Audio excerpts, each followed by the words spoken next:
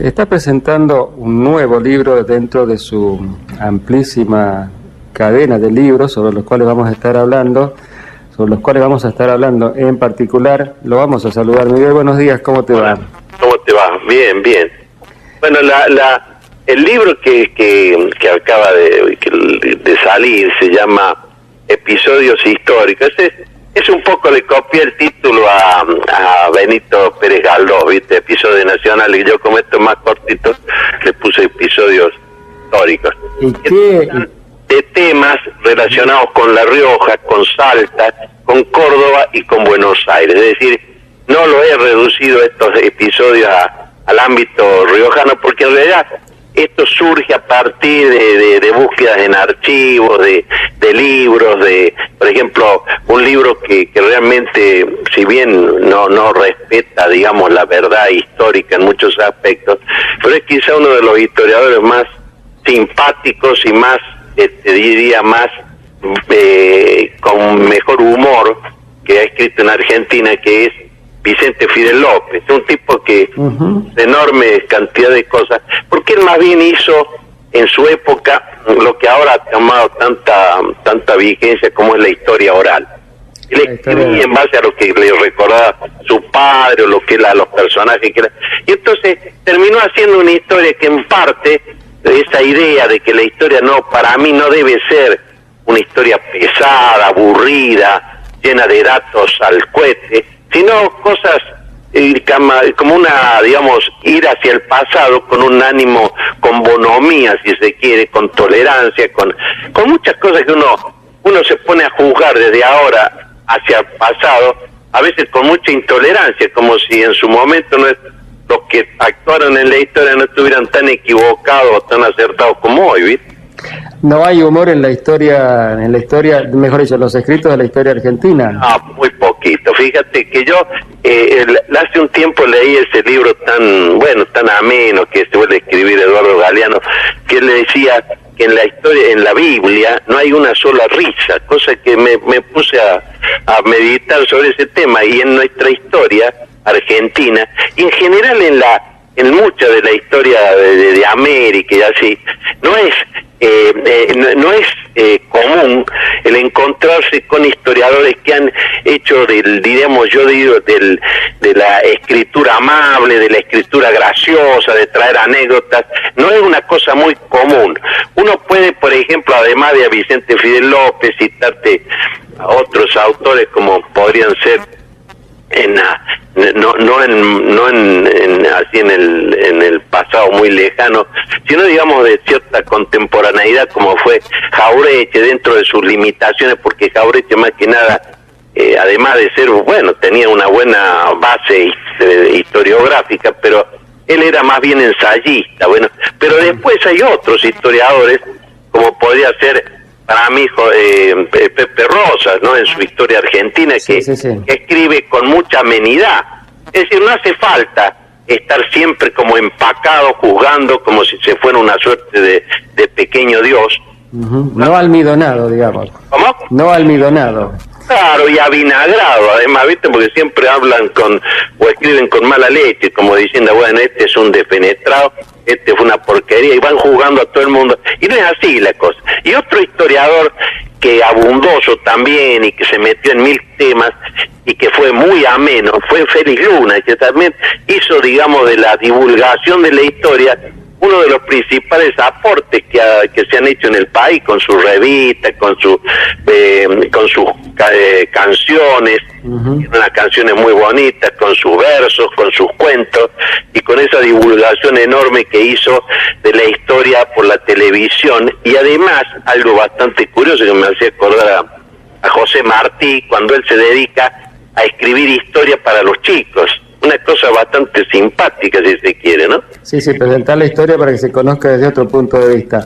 Miguel, ¿y cómo haces, digamos, que este libro presenta un encadenamiento de sucesos, de personajes, de historias? Yo los uno, ¿sabes cómo?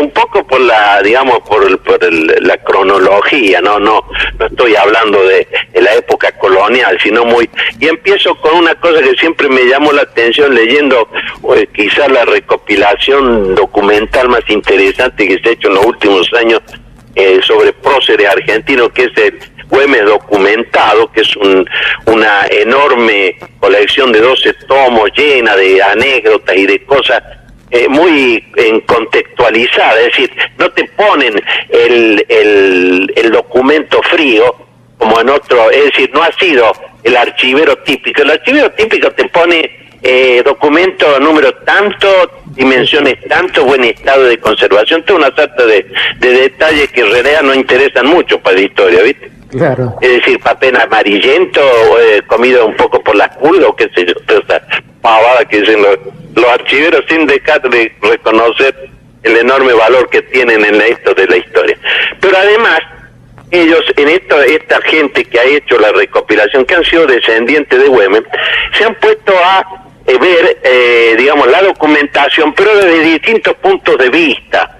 Es decir, lo que opinaban los españoles de Güemes, lo que opinaban el virrey de Perú, lo que opinaban los porteños, que siempre ha habido, y ahí uno va como detectando ese enfrentamiento ya desde los primeros días de la independencia entre el interior y Buenos Aires, ¿no? Esto es bastante curioso porque eso se ha ido repitiendo, si se quiere, hasta la actualidad.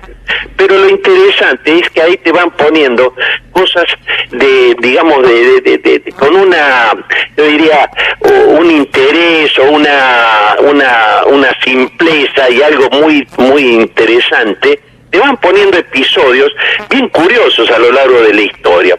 Por ejemplo, en ese libro que yo saco, entonces yo empiezo hablando del fuero gaucho, que es una cosa bastante interesante, que no lo copiaron en parte lo copió Peñalosa, acá de La Rioja, cuando él respetaba a Macha Martillo, digamos, a los derechos de los gauchos, ¿no? Nunca fue un prepotente, siempre él se sentía como un caudillo, pero igual en todo a sus hombres.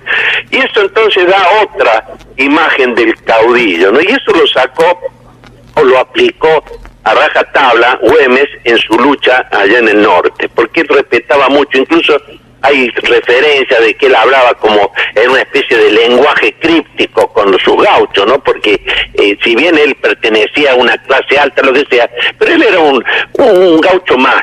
Bueno, eso es uno de los... Y que yo digo, pucha, ¿por qué no aplicaron muchos de nuestros caudillos esa forma de tratar tan bien al gaucho? Y después hay otro, que es la guerra de recursos, una cosa que siempre me intrigó.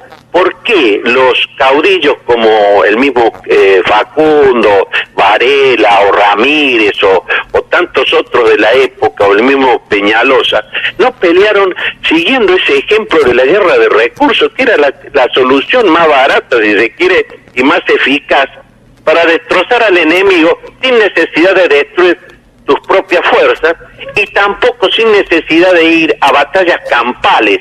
Es decir, como lo hacía Napoleón o como lo hacían otras. No, en el caso de Güemes, él le dijo nunca meterse a hacer una batalla campal, siempre atacar cuando está durmiendo, cuando está el enemigo así desatento, ¿no? Es decir, sacar provecho de la guerra de recursos. Y eso en parte explicaría también por qué el fracaso de nuestros caudillos, que en muchos aspectos representaban noblemente a las aspiraciones de la época. Y después se voy trayendo otros personajes que son muy o situaciones que han sido muy claves en la historia argentina, como por ejemplo el desastre de Huaki, que se menos valora, que es cuando los ejércitos argentinos y de Goyeneche del otro lado del desaguadero se quedan estacionados porque no se enfrentan en una batalla durante más de 40 días. Del lado de los españoles fue todo disciplinamiento, estuvieron tratando de mejorar sus tropas, etcétera. Y del lado de los argentinos fue borrachera, fue burdel, fueron minas, fueron cualquier cantidad de cosas. Y esto no lo dice la historia normalmente. Es decir, no lo puede decir entonces. Desastre de Huaki. Bueno, está bien el desastre de Huaki, pero ¿a qué se debió? A la borrachera de las tropas argentinas. O por ejemplo, cuando después de la batalla de Angaco, muchos años después, Mariano Hacha, que incluso figura una de las avenidas principales de la ciudad de San Juan, lleva el nombre Mariano Hacha. Mariano Hacha ganó en la batalla de Angaco, que está considerada una de las más violentas y más sanguinarias que hubo en nuestras guerras civiles. Bueno, inmediatamente se puso a festejar con sus oficiales, soldados, y se agarraron una mamuato tremenda. A los 2 días, con Nazario Benavides y el fraile Aldao, que habían sido derrotados 2 días antes, y los hicieron bollo. ¿Te das cuenta? Cuando vos vas detectando, bueno, y eso de los borrachos en nuestra historia, el último caso que recuerdo fue Galtieri, ¿te acuerdas? Cuando sí, salía con una botella de whisky. Estaba mamado y decía que venga hasta el Principito. Bueno, llegó el Principito y de conjunto con el Principito llegaron una sarta de... Vinieron los Harry y vinieron otra cosa y nos hicieron pollo, ¿viste? Bueno, pero vamos a... Miguel, hay una...